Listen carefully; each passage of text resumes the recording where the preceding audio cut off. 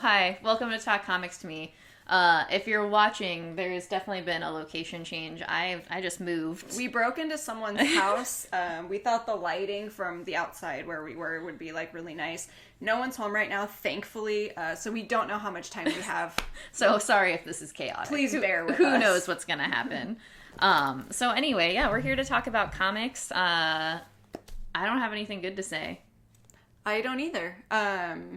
We got our second vaccine today. Yeah, we did get our second vaccine. We just got back from that. So Yeah. if we crash in the middle of this, you know exactly why that happened. It's been a wild day so far. It's been a wild weekend. Okay, so right, go ahead. I'm going to go first. I've got Casual Fling. This is issue number 3 of 4. This is the one the married woman has an affair with some guy that she meets through her workplace. He starts blackmailing her. In this, her husband knows about the situation, is very upset, but he has a friend who is an IT like hacker essentially. Okay. So she is trying to help him figure out where the video came from and try to essentially figure out who this man is. They discover that it hasn't just happened to her. He's done this to several women before, right. and all of the women have been in like highly respected, like high paying positions of power within their corporate businesses and stuff. So the wife tries to meet up with these women to like figure out how they met this guy and all that kind of stuff. Only one of them ends up talking to her, and it ends up being the man's wife who is playing her as well. Like it's good. some Even weird, good. some like weird sex game that they're both into. Like it's something that they do every time. As weird as this book is, I love it. All right. It's just very interesting. I'm glad you do. Yeah, it's a very interesting book. I feel like the dialogue between the characters is very realistic. Okay. Which that's kind of why I was hesitant about it at first, because I was like, I just don't really like this main character, like the woman. But I don't know, the conversations that she has with like her husband, they're just very real. The situation that she's in, despite how kind of wild it is, it's very real, the steps that they're going to figure it out. Okay. So it is a horror story, but I think the horror aspect of it is the fact that it's like a real situation. Yeah. So yeah, it's kind of like a thriller, I guess. Yeah. It's apparently a psychological thriller because this man and his wife just like screwing women over and then like banging to it later. So that's what turns me on too. Yeah. It's very interesting for what it is. It's only 4 issues, so that's why I just signed on for the whole story, because I was like, I'm curious to see how this is going to wrap up. Yeah, I mean, it looks like one of those books that would have been really bad, so I'm glad that it is not really bad. And I don't mean that in like a disrespectful way. But... No, that's honestly why I had special ordered just the first issue, because I was like, it could either be really good or really bad, and it ends up like, I really enjoy it, so I got lucky. All right. Do you want me to go Yeah, my other one? Yeah, okay. You can go your other one. And then I have this Conan story. It's the Cimmerian Iron Shadows and the Moon. It's just like any Conan story. A woman who had been taken hostage is being beat. He comes out of the woods, saves her, and then she just kind of tags along because she has nowhere else to go because her entire people had been slaughtered and stuff. And they find this old... What is it called? Not relics, not like... Why can't I think of the term for it? An ancient city? Yeah, like a civilization. An abandoned civilization, pretty much. And they go inside because they're trying to hide from the people who are still hunting them, and there's going to be a lot to it. It's just a classic Conan story, just a hot babe following around this weird-looking man. They're probably going to bang at some point, and there's knives and blood, so... right up your alley. It has all of the check. That's why I just said before this, like, I've been really enjoying these Conan stories. It's because it's everything that I love in a story. They're usually 3 issues. It's not too much work. But I actually did, the thing I like about these is that, like, only half of the book is the actual comic. The other half is the original story. Like, it's a chapter of it. And I really liked this story. That's good. Yeah, it's not, I haven't disliked any of them, but this one, for some reason, in particularly, the way it was, like, written, I just really enjoyed it, so Conan. All right. Okay, so now I have Buffy, the Vampire Slayer. This is issue number 24. I had fallen off this book just because of stuff happening, and then I decided to make sure I got it back on my pull file. I'm still this book, I like it. It's just like real middle ground for me personally. Just because they kind of are making you do this work where they're building this whole new Buffy story and a whole new universe, yet they are also trying to, and new characters, but they're making you kind of assume who the characters are. And when they do certain things, it just feels really unnecessary, or it doesn't quite make sense or hit the way it was supposed to, where it's just like, okay, like, I understand why Xander from the 1990s, or like, Buffy would be doing these things, but I don't understand necessarily why this Xander, who's a completely different person, would be doing these things. So I feel like the gravity of the book itself is just a little off. But like I said, I still really like it. I still think it's really interesting, and I like the interesting take on Buffy, especially. It's just, yeah, like, I think it treads a weird ground for me. Like, at least the art is decent right now, so that also helps. And that was, like, part of the reason why I had to drop off, because it was, like... And it's, like, the bad thing about all of these, like, Buffy books, like, even before this, just, like, the switch in, like, artists is so frequent in them. So that's, like, that's a bummer. Understandable. Okay, so then now we have Dead Dog's Bite. This is issue number 2. This is easily one of my favorite comics right now. I would sell this book to absolutely anyone. It's great, especially if you love murder mysteries. Like, the detective work is really great in there. Like, the main character is really wonderful. Tyler Boss's art and colors and panel layouts are some of my absolute favorites, honestly. I like the way that the story is told, because, again, it is a murder mystery, but it's kind of like... God, I don't know how to explain it. It's quiet.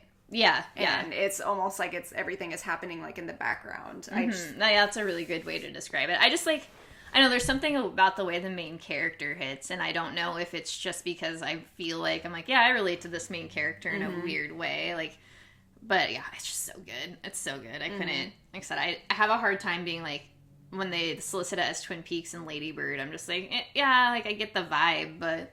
It's something of itself. Yeah, like, definitely. It's like completely different. Like, it takes like aspects. I feel like more of Twin Peaks than it would for Lady Bird. But if you don't know what the story is about, it is main character's best friend goes missing. They're doing all the investigation themselves because they don't think the cops are doing a good job. Yeah, Patrick, you're 100% right. The dialogue in that book is wonderful. It's so well written. I love it. I don't know. I'm definitely gonna get that haircut. I'm gonna look like the main character here in a few weeks. Just bear with me till that happens. It's gonna happen. It's gonna happen, though. Okay. Me? Yep, okay. It's you. All it's right. you and your book you don't know about. I'm gonna talk to you about this book. I don't remember ordering this. And then when I had read the solicit for it, I went back and reread it, and it didn't seem like something I would get either. Yeah. And then when I read the book, it definitely does not seem like something I would get. The art is, like, all right. I really like the colors in it. It's called Death by Life, and it's basically about the Grim Reaper getting very tired of doing his job after he's done it for so long. Just, he doesn't take any joy in it anymore. I can relate, my Reaper man. Yeah. But what happens is he's going around people who are, like, close to death and kind of explaining their story and their situation. He's not allowed to obviously touch the living because it automatically kills him.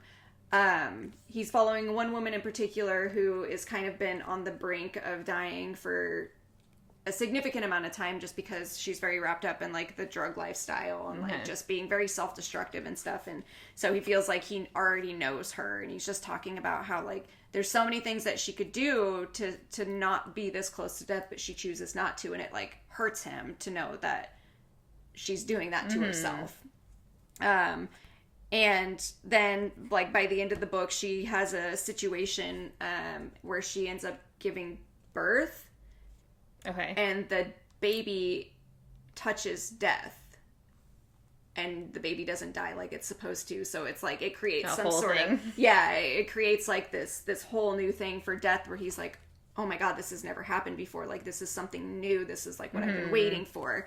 I didn't not like it. It was just, I don't know why I had special ordered this. It was very weird to me. There were parts of it that I really enjoyed. The colors are really good. Yeah. Like, the art itself is like, it's very interesting. But I feel like this is a story that had been, translated. Oh yeah, that's what it looks like. Yeah, because some of the narration, some of the sentence structures, they make sense, but it's just worded kind of weird, like the layout of it is. I honestly don't think I'm gonna get the next issue just because I don't have that much of an interest in it. It's an interesting concept, I guess. I have no idea like how this ended up in my hands. So it's an Antarctic. Yeah. Antarctic Blast. Antarctic Press. Yeah. But I don't know. It was interesting enough. I have too much on my plate to try to pick this up. And then here's another one that I'm just like very confused by. I don't understand this book at all, but I continue to get this because I do enjoy the art quite a bit. This is Chasing the Dragon. This is issue number 2. I wouldn't even be able to explain to you what this one's about. Heron.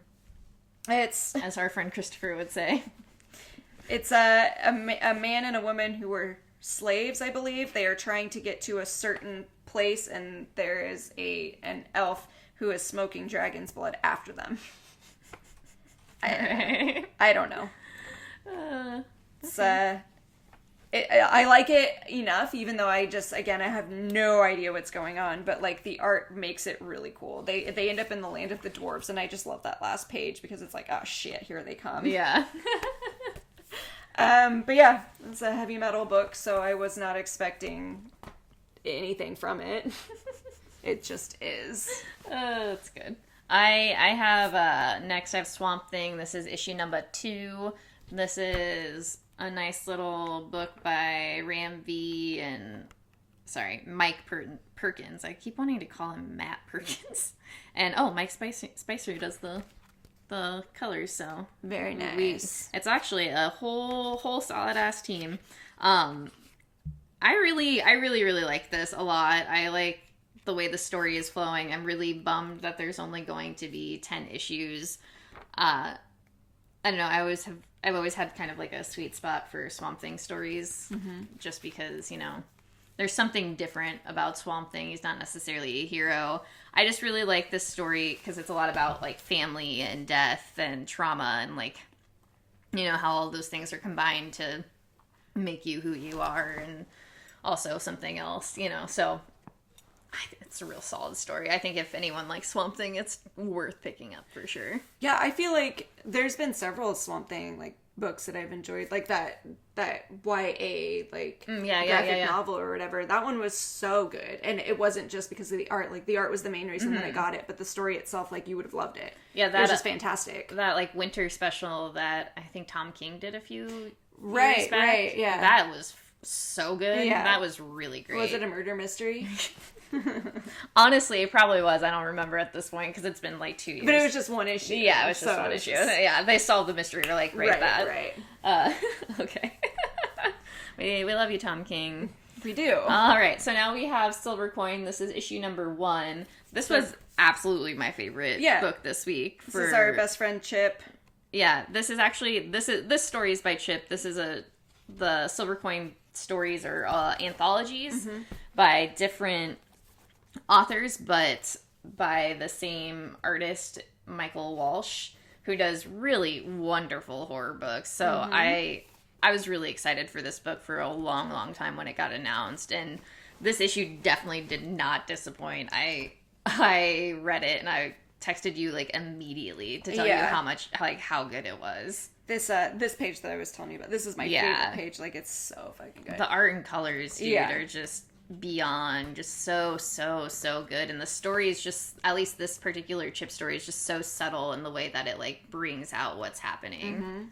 Do you want to tell what the story is about, like the overall idea? Okay, so there's a coin. It's evil. No, it gives you what you need, or like what you want. Like if you have it, if you harness it, then you can get what you want from it. So in this chapter, I guess.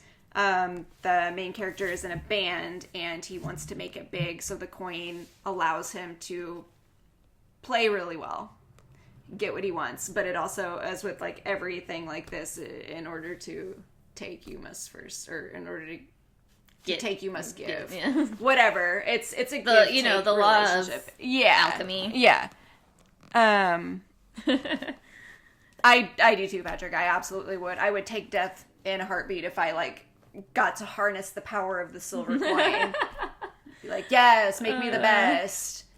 I want all the bones. But yeah, obviously, like with the coin, once you start taking from it, it expects something in return, and that's the story. Yeah, it's really great. It's so good. I 100% think anyone should pick this up, especially if you love horror shit. Like, yeah, I'm really excited for the anthology, just the idea of the anthology, and like the next story I feel like is going to be really cool. Yeah, no, I'm like, really excited for it. I just like, I like that idea of like a slasher in a comic book. Like, I love slasher movies. I think they're stupid. Yeah, like, they're so much fun. I love them.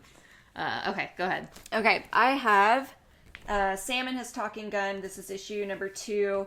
This is about a man named Sam who is getting revenge against the guy who killed his dad and took his gun away from him.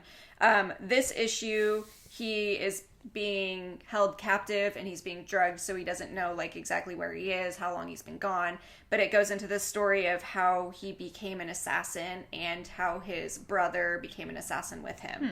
It goes into a lot, like there's childhood trauma and stuff, which is what they like bonded on and stuff like that. It's him trying to get his gun back because his gun was taken from him.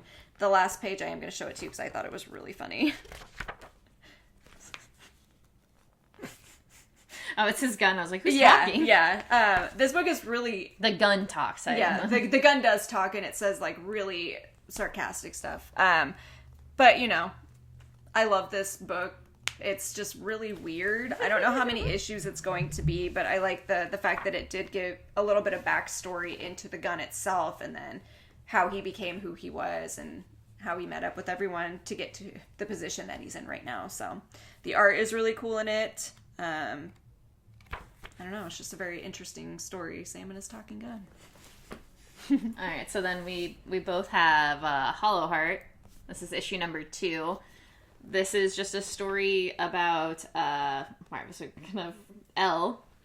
and Elle is basically a bunch of humans kind of hodgepodge together in like a robot body, and he's just trying to escape this place, and he finds a friend who's Mateo, yeah, who's willing to help him, and it's just all about that. I don't really want to go into it just because there's not a lot to say about the book particularly, but the book has a lot to say. It's very, it's dense in its feelings. Yeah, 100%. And it's, unless you give it the chance and read it, you won't really understand it, I think. Like, it's just, like, you can explain it like I just did, and it's kind of meaningless, because that's not 100% about what the story is about. It has a lot more deep things going on.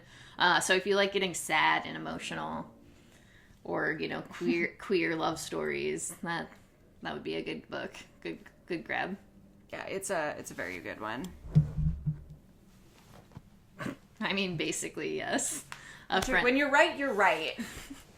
Go. Oh wait, we both have. Yes. Oh wait. How did we get off like this? Whatever. I'm just gonna talk about Far Sector real fast. I'm just gonna be like, hey, I got this book, because that's what happened. I haven't read this yet. I am going to wait till the series is over. Maybe that's why you put that there then. Yeah.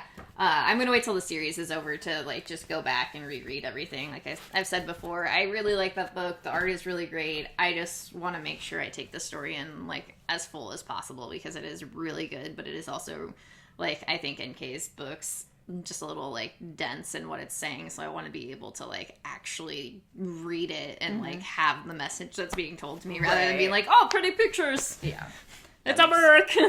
A book. A book. Okay, that makes sense. Okay, we both have The Last Witch. This is issue number 4. We have a new character introduced. I cannot remember the new character's name. I can't either, honestly. That's my sister. Okay. Gosh darn it. I wish I could just, like, remember names. Anyway, okay, so our main character, Saoirse, is that what her name was? Yeah. She defeats the previous witch, and now they are continuing on with their mission, I guess, to defeat the other witch. They meet a fairy who... I guess the laws in this book are, you know, fairies can give witches more power when they, like, touch. Mm-hmm. So he joins them on their mission, and there's a lot of, like, cute little flirting in it. But yeah, no, that's pretty much it.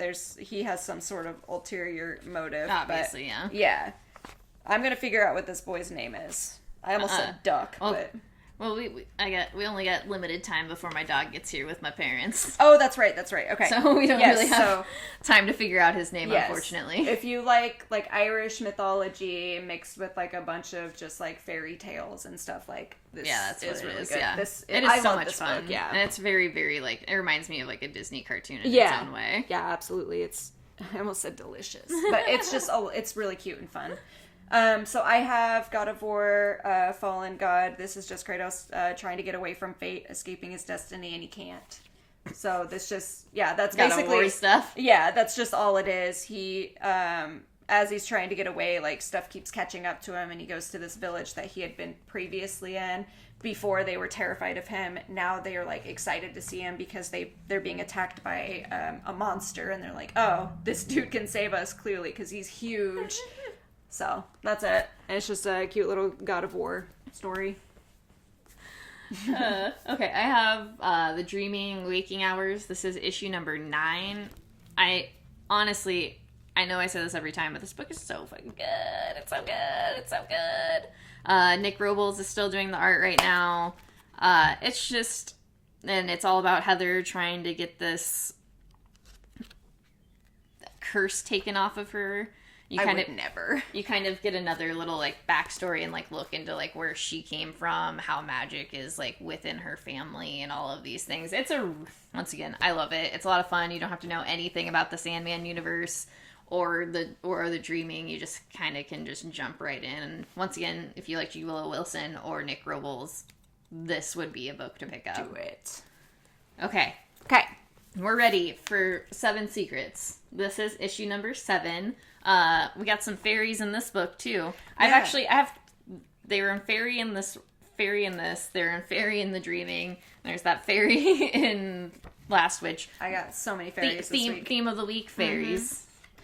So Casper gets separated from the group within the land that they all traveled to. They're all supposed to stay together.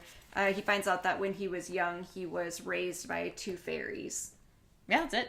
Yeah. Still a great book. Yeah. Still had a lot of fun. I do want to really fast talk about this book, The Many Deaths of Lila Starr. Yep. It's coming out here in April. I'm so excited about it looks so great. This is another Ram V book. If there's one thing right now, Ram V has been, like, murdering me with how great his books are. And the art looks great. The colors look beautiful. I'm just so hyped on that book coming out. Preview. Yeah, so I would, definitely, I will figure out when it's coming out and we can put the date on on the little comment section so you know, but please. I'm very excited about that one. It looks so good. Okay, so we both read this one. This is Nottingham. This is issue number 2. This is just them going and interrogating the people, the guards who were supposed to be watching the prisoner who was killed in the previous issue. This is a very much good cop, bad cop interview situation. That fight in the end was so much fun, too. I absolutely love this book. Yeah, I'm going to have to read the rest of the issues as you get them, since I didn't add it to my pull file, but I surprisingly like it a lot. It's a lot of fun. Like, I've been giving more Mad Cave books, like, a chance because that's, like, the book that I got yesterday, like, the trade. Just because they have been, like, a lot of fun, and it's, like, not a horror that I'm used to. And the fact that this is, like, a Robin Hood story is just beautiful. Yeah, no, that is one of my favorite parts about it, for sure. Just how bloody it is. Yeah, and even this violent. One wasn't, like, that bloody or gruesome compared to the first one, but it does do a good job at it. It's got a lot going on. Okay, now we have Bliss. This is issue number 6. The one thing, I like this book a lot. I am really off-put by this Absolutely. AOC cover, and the fact that they have, like, a character that looks exactly like AOC in the book. It's, like, some weird Uncanny Valley shit that I cannot get over. And I definitely know that it's not, like, the first time people have been drawn into comics, but it just, like... Seems strange. It seems heavy-handed, I guess. Like, it's just unnecessary, especially with the small part this person has played so far. Yeah, this story is so good. Yeah, this is Perry, which is the son. Mm-hmm. Okay, I was like, wait a minute, is that the right one? He's trying to find his dad, trying to help him and stuff, and it just goes into the story of, like, why he feels responsible for his dad and what happened to his mom during, like, the separation and all that kind of stuff, so... And then what AOC has to do with this whole story. We'll find out soon. Yeah, it's, She's just hiding in the bushes right now. I can't. It's just strange. I don't... Stopped caring about those kids in cages, and it's like, I gotta hide out in some bushes watching in a comic book instead. Gotta collect the intel before I just put it out there. Okay, ready? Yeah. Now we have Vampire, the Masquerade. This is issue number... What, 7? 7, yeah. For some reason, it feels like this book has been going longer than that. Yeah, it definitely does feel like that. I have the first one. You can have it if you want. I can bring it for you Tuesday when I come into work. So this follow... Why can't I think of her name? Cecilia Bain. Well, I mean, this particular... Cecily. This particular Allie? Yeah, I was like, you're saying a bunch of names. Which one is it? This issue follows Allie, Cecily's vampire child, sire, I guess is the proper term. Yeah. And she's working for basically the prince, or a man who wants to become the prince of all the vampires, and Calder. There's a lot that's going on in this book, and it's hard to explain, but great book. A lot of fun. It's fantastic. I really enjoy it. I love, like, vampire books, so... Hey, that makes me feel really good considering you said I wasn't even a friend of yours last time, so I love this. But it also goes into the story of the Anarchs who Cecily had killed one of them. Either in the previous issue or the one before that. I can't remember. I can't remember. And I really like this story because, like, the first half is, like, what's happening with this group of vampires, and then there's, like, always a short little story in the end that continues where everything else had, like, left off. So, yeah, this is just a vampire story. Yeah, I say there's nothing much to it besides that. And, I mean, if you like vampires, I think that one's a good one, too. The art's really great in that book as well. Fantastic. Okay, I just have a couple X books I'm going to touch on here. X going to give it to you. Okay. This is Marauders. This is issue number 19. The snotty little kids had released all of their Reavers in Lowtown, and they're just destroying everything so that the mutants can't have anything. The mutants figure out a way to sneak into Lowtown to get help in there to save the people there. That's pretty much it. This issue was really good because it just has these mutants, like, finding ways to work around the rules that have been put into place, of course, like always. There's, like, one particular scene with Bishop that just was beautiful. It was perfect. It made me laugh. It was just brilliant the way it was written. And then this is Excalibur. This is issue number 20. Betsy has come back, but her body had been controlled by some sort of force. Rogue recognized the feeling of it, so they figure out who it is with Psylocke, and then this goes into the history of how this force had come to be and how they reckon with it. Charles Xavier is like, yo, dude, we're gonna kill her, but then all the women, like, team up against him and are like, no, like, this is just a hurt girl who's been, like, hurt in the past. Like, we have to give her a chance to redeem herself and to want to do right and stuff. So that's what they do. I love this stance. Yeah. I don't know why, just the way that he's just awkwardly standing. Yeah. And Magneto is just, of course, really cool in this one. But we're coming up here on the gala. In both of these issues, Marauders and Excalibur, they're mentioning, like, oh, we got to get it done before the gala and all that kind of stuff. So it's coming up. But exciting. This issue deals a lot with suicide. In the end, they also do. Yeah, I saw that. Yeah, include the National Suicide Prevention, but it's really heavy for what it is because the force in question deals a lot with like depression and suicide and not wanting to live and stuff, and it's them wanting to help her, but also them wanting her to help herself. So it was really good. I really enjoyed it.